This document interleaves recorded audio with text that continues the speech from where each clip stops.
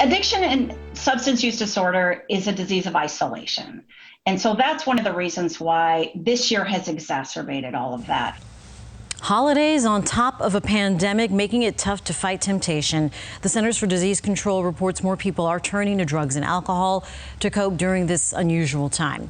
Thanks for staying with us. For Fox 4 News at 6:30, I'm Jane Monreal. I'm Patrick Nolan, and let's face it, most families get together and there are extra drinks anyway on Thanksgiving, not during a pandemic. So they're concerned that the numbers could be even tougher this holiday season, which is really untraditional because of the pandemic. Rachel Lloyd is looking into it. Rachel?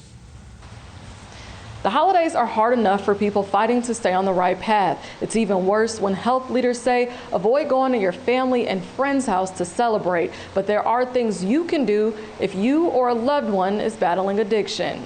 Thanksgiving is just 3 days away. Many consider it a time to give thanks. Others, unfortunately, call it Blackout Wednesday, and that has treatment counselors concerned. On a normal year, the Wednesday before Thanksgiving tends to be one of the biggest nights at the bars for drinking, and it tends to be one of the hottest nights for DUIs in our country. Melissa Forrest with the Hazelden Betty Ford Foundation says women specifically are drinking more this year compared to 2019. Women are drinking what we consider heavy drinking or binge drinking 41% more than last year, and that's very concerning. That's according to researchers at Rand Corporation. Ford says because addiction is a disease of isolation, those often battling it have a hard time coming forward. Sometimes they're depending on people who care about them to intervene by having what could be a life-saving conversation and doing it at the right time. Have that conversation privately while the person's not intoxicated. And really, the most important part is to express your concern.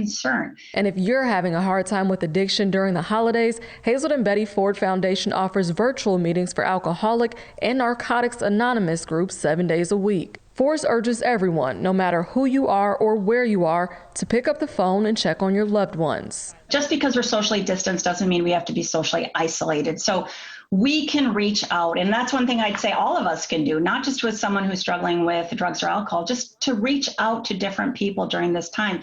Forrest says those virtual AA meetings are available on Thanksgiving Day too. To find times, go to their website, hazeldenbettyford.org. Rachel Lloyd, Fox 4.